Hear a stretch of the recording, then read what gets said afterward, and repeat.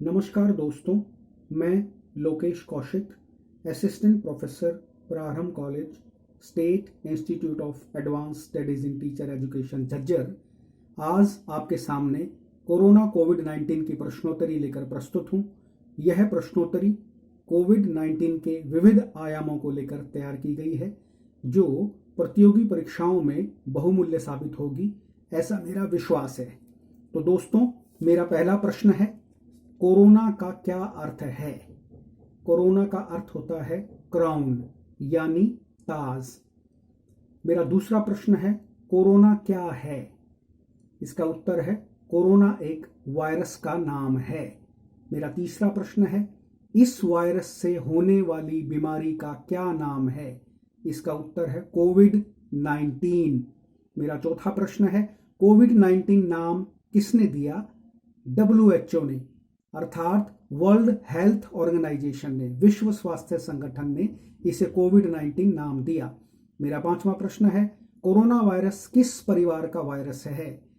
इसका उत्तर है यह सार्स और मर्स परिवार का पांचवा वायरस है। अब प्रश्न उठता है, सार्स क्या है? तो सार्स का पूरा नाम है severe acute respiratory syndrome. SARS, SARS, severe acute respiratory syndrome. यह सार्स 2003-4 में चमगादड़ से ही फैला था। मर्स, MERS, मर्स का पूरा नाम है मिडल ईस्ट रेस्पिरेटरी सिंड्रोम।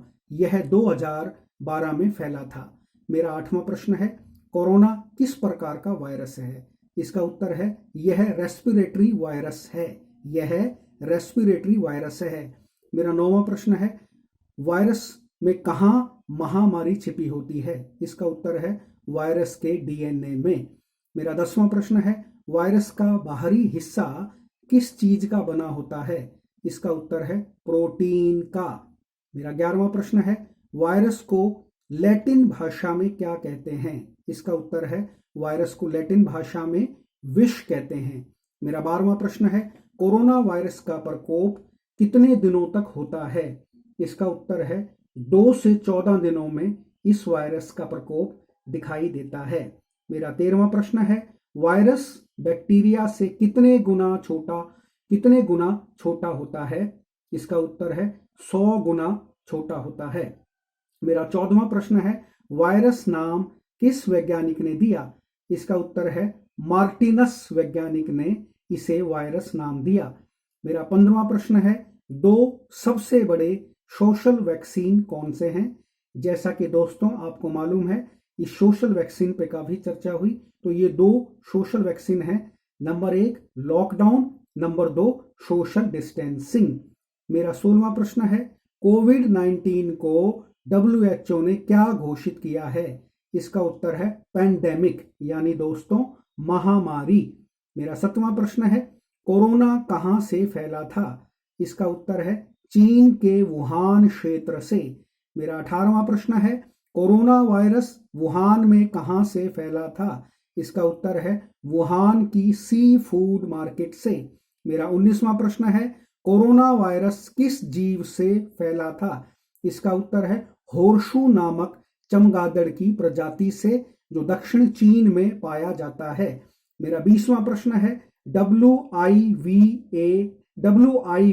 क्या है? इसका उत्तर है Wuhan institute of virology. WIV, Wuhan institute of virology. मेरा 21वां प्रश्न है, एशिया का सबसे बड़ा वायरस बैंक कहाँ है? इसका उत्तर है चीन के वुहान में। इसे WIA, Wuhan institute of virology के नाम से ही जाना जाता है। मेरा 22वां प्रश्न है, चीन की किस महिला में कोरोना के लक्षण सबसे पहले मिले थे? इसका उत्तर है चीन की 57 वर्षीय वेई गुजियान में इसके लक्षण सबसे पहले मिले थे। यह चीन की सी फूड मार्केट में झींगा मछली बेचने का कार्य करती थी।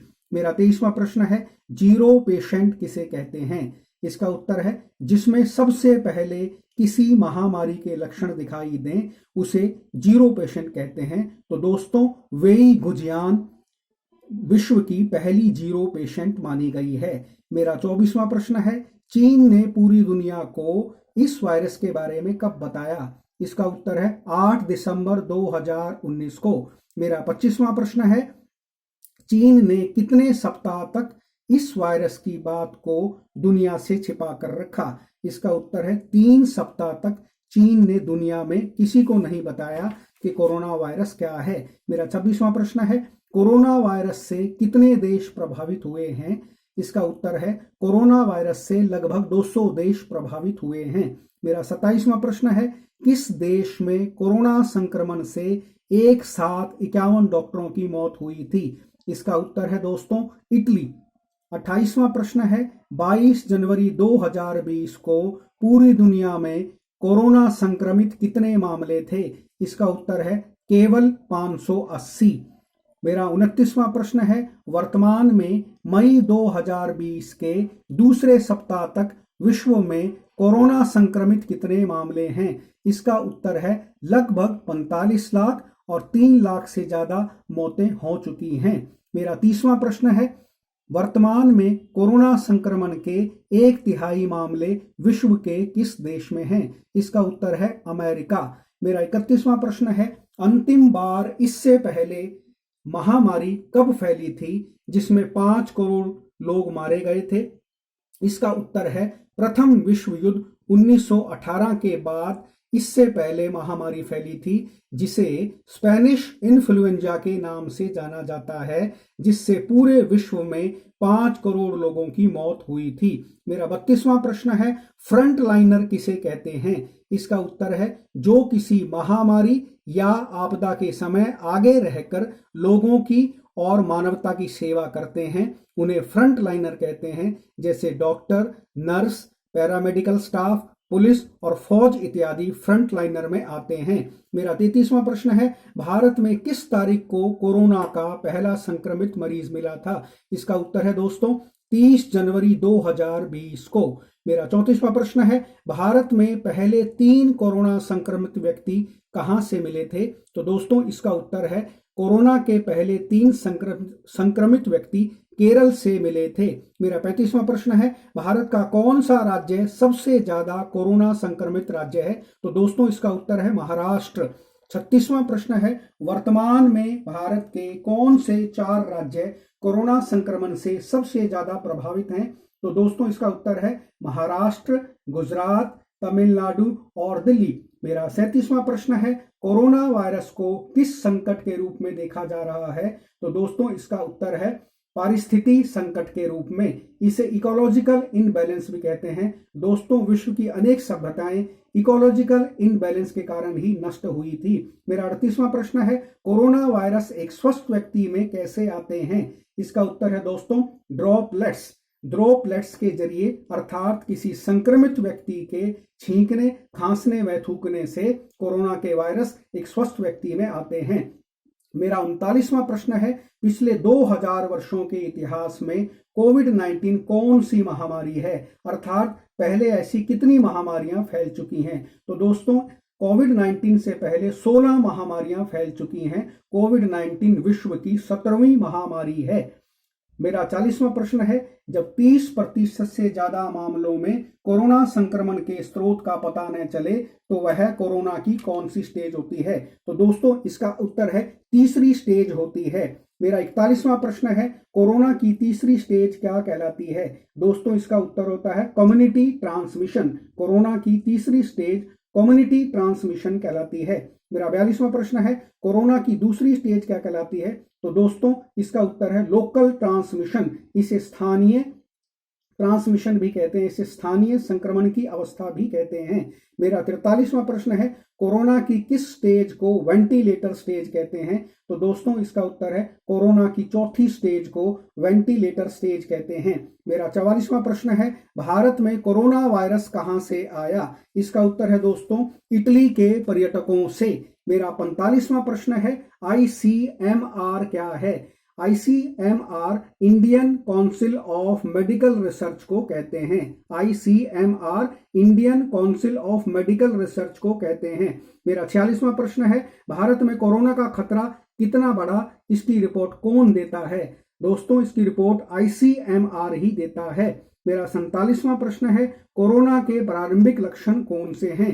तो दोस्तों इसका उत्तर है सूखी खांसी और 100 डिग्री से ज्यादा बुखार होना कोरोना के प्रारंभिक लक्षण हैं। 48वां प्रश्न है दोस्तों, क्वारंटाइन किसे कहते हैं? इसका उत्तर है कुछ समय सबसे अलग रहने को क्वारंटाइन कहते हैं। मेरा 49वां प्रश्न है, क्वारंटाइन शब्द किस शब्द से निकला है? तो दोस्तों इसका उत्तर है इटली के क्वारंटा जियोनी शब्द से निकला है। मेरा 50वां प्रश्न है दोस्तों, फ्रांस में क्वारंटाइन को क्या कहते हैं? तो दोस्तों फ्रांस में क्वारंटाइन को कार्डन सैनिटेयर कहते हैं। मेरा 51वां प्रश्न है, क्वारंटाइन कितने दिनों का होता है? तो दोस्तों इसका उत्तर है या तो 14 दिनों का, या 21 दिनों का, या 40 दिनों का। 52वां प्रश्न है, भारत में क्वारंटाइन पॉलिसी किन के लिए बनाई गई है? तो दोस्तों इसका उत्तर है पौधों के लिए भारत में क्वारंटाइन पॉलिसी बनाई गई है। उन्हें कीटों और बीमारियों से बचाने के लिए क्वारंटाइन किया जाता है। मेरा 53वां क्वेश्चन है, भारत में कौन से देवता प्रतिवर्ष 14 दिन के लिए क्वारंटाइन के लिए जाते हैं? तो दोस्तों इसका उत्तर है भगवान जगन्नाथ, पुरी के भगवान जगन्नाथ जी। मेरा 54वां प्रश्न है, सोशल डिस्टेंसिंग का क्या अर्थ होता है? तो दोस्तों इसका उत्तर है स्वयं को भीड़ से बचाना। मेरा 55वां क्वेश्चन है, सोशल डिस्टेंसिंग में एक व्यक्ति से दूसरे व्यक्ति की मानक दूरी कितनी होती है? तो दोस्तों इसका उत्तर है 1 मीटर या 3 से 6 फीट। मेरा 56वां प्रश्न है, भारत में कितनी बार लॉकडाउन हुआ है? तो दोस्तों इसका उत्तर है भारत में केवल पहली बार, एक ही बार लॉकडाउन हुआ है, अभी कोरोना महामारी के दौरान। इससे पहले भारत में कभी लॉकडाउन नहीं हुआ। मेरा 57वां प्रश्न है, लॉकडाउन क्यों किया जाता है? तो दोस्तों इसका उत्तर है आम लोगों के जीवन को सुरक्षित बनाने के लिए लॉकडाउन किया जाता है। 58वां प्रश्न है, विश्व में सबसे पहले लॉकडाउन कब हुआ था? तो दोस्तों इसका उत्तर है अमेरिका में 9/11 के आतंकवादी हमलों के समय, आतंकवादी घटना के समय अमेरिका में विश्व में सबसे पहले लॉकडाउन हुआ था। यह 3 दिनों के लिए किया गया था। मेरा 59वां प्रश्न है, अप्रैल 2020 में कितने देशों ने एक साथ लॉकडाउन किया? तो दोस्तों इसका उत्तर है 21 देशों ने अप्रैल 2020 में एक साथ लॉकडाउन किया। मेरा 60वां प्रश्न है, कोरोना के कारण कौन सी अंतरराष्ट्रीय खेल प्रतियोगिताएं स्थगित की गई? दोस्तों इसका उत्तर है जापान में इस वर्ष होने वाले ओलंपिक खेल और भारत के आईपीएल मैच इस कोरोना संक्रमण के कारण रद्द कर दिए गए। मेरा 61वां प्रश्न है, ग्लास और प्लास्टिक पर कोरोना वायरस कितनी देर तक जीवित रहता है? तो दोस्तों इसका उत्तर है 9 घंटे तक। मेरा 62वां प्रश्न है, एक कोरोना संक्रमित व्यक्ति 1 महीने में कितने लोगों को संक्रमित कर सकता है? तो दोस्तों इसका उत्तर है शोध के अनुसार 406 लोगों को। मेरा 63वां प्रश्न है, कोरोना के कारण मस्तिष्क में कौन सी बीमारी हो सकती है? तो दोस्तों इसका उत्तर है ब्रेन डिसफंक्शन, जिसे हम इस तरह भी समझ सकते हैं कि रोगी का अपना नाम तक न बता पाना ब्रेन डिसफंक्शन का उदाहरण है। मेरा 64वां प्रश्न है, कोरोना संक्रमण के दौरान विश्व में सबसे पहले लॉकडाउन कहां हुआ? तो दोस्तों इसका उत्तर है चीन के वुहान में, क्योंकि चीन के वुहान से ही कोरोना संक्रमण की महामारी फैली थी। मेरा 65वां प्रश्न है, लॉकडाउन के दौरान नियमों का उल्लंघन करने पर किस देश ने मौत की सजा का प्रावधान किया था? तो दोस्तों इसका उत्तर है सऊदी अरब ने। मेरा 66वां प्रश्न है, लॉकडाउन के दौरान किस देश ने एंटीवायरस एक्ट के अंतर्गत 7 वर्ष की कैद की सजा का प्रावधान किया था? तो दोस्तों इसका उत्तर है रूस ने। मेरा 67वां प्रश्न है, किस देश में क्वारंटाइन तोड़ने पर गोली मारने के आदेश दिए गए थे? तो दोस्तों इसका उत्तर है फिलीपींस ने अपने देश में क्वारंटाइन तोड़ने पर गोली मारने के आदेश दिए थे। मेरा 68वां प्रश्न है, भारत सरकार ने देश के नागरिकों को कोरोना से बचाव व जानकारी के लिए कौन सा ऐप अपने मोबाइल पर डाउनलोड करने को कहा है? तो दोस्तों इसका उत्तर है आरोग्य सेतु ऐप। मेरा 69वां प्रश्न है, वर्तमान में मई 2020 तक देश में आरोग्य सेतु ऐप यूजर्स की संख्या कितनी हो गई है? तो दोस्तों इसका उत्तर है 10 करोड़ से ज्यादा। मेरा 70वां प्रश्न है, भारत में लॉकडाउन के बाद पहली बार केवल एसी यात्री ट्रेनें कब से शुरू की गई? तो दोस्तों इसका उत्तर है 12 मई 2020 से। मेरा 71वां प्रश्न है 1008 क्या है, 1008 क्या है।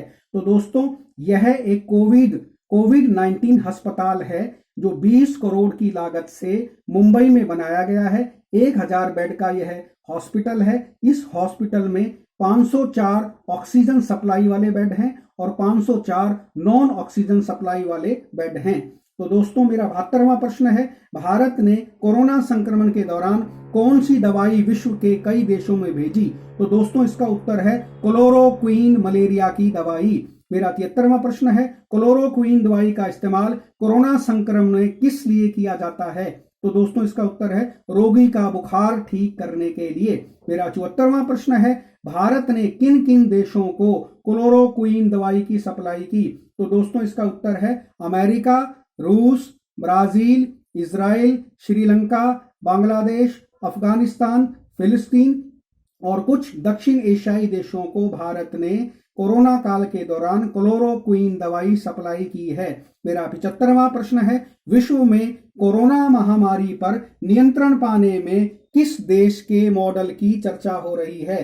तो दोस्तों इसका उत्तर है दक्षिण कोरियाई मॉडल की चर्चा हो रही है, क्योंकि 100 दिनों में कोरोना पर नियंत्रण पाने वाला यह विश्व का पहला देश है। मेरा 76वां प्रश्न है भारत में सबसे पहले किस राज्य ने अपने आप को कोरोना मुक्त राज्य घोषित किया। तो दोस्तों इसका उत्तर है गोवा ने।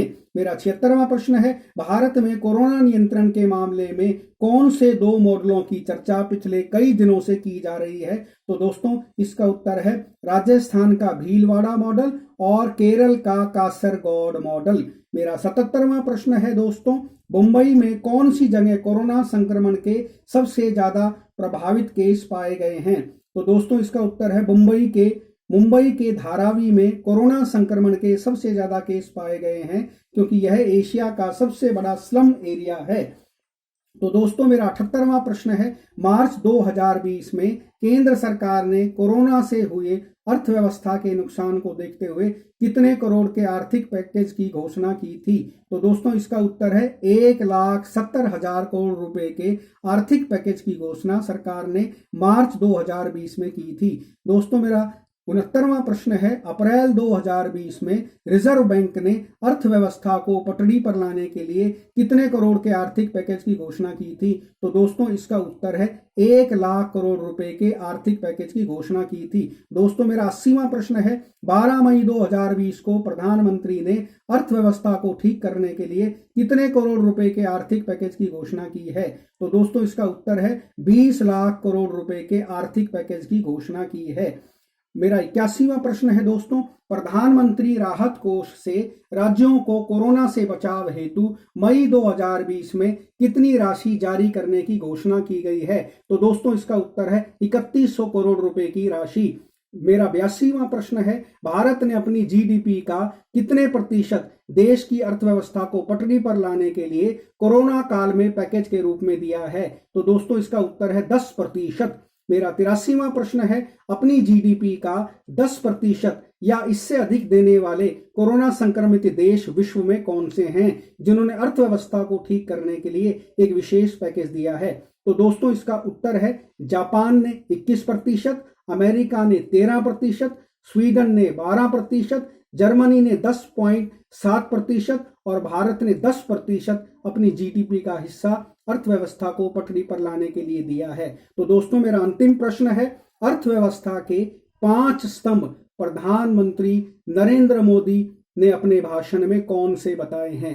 तो दोस्तों यह अंतिम प्रश्न है अर्थव्यवस्था के 5 स्तंभ प्रधानमंत्री नरेंद्र मोदी ने अपने संबोधन में बताए थे। पहला अर्थव्यवस्था का स्तंभ है इकोनॉमी, दूसरा अर्थव्यवस्था का स्तंभ है इंफ्रास्ट्रक्चर, तीसरा अर्थव्यवस्था का स्तंभ है टेक्नोलॉजी, चौथा अर्थव्यवस्था का स्तंभ है डेमोग्राफी और पांचवा अर्थव्यवस्था का स्तंभ है डिमांड। तो दोस्तों मैं समझता हूं आज की यह कोरोना प्रश्नोत्तरी आपको पसंद आई होगी। अगली किसी और प्रतियोगी परीक्षा की प्रश्नोत्तरी में आपके सामने फिर प्रस्तुत हुआ। तब तक के लिए मैं आपसे विदा चाहता हूं। धन्यवाद।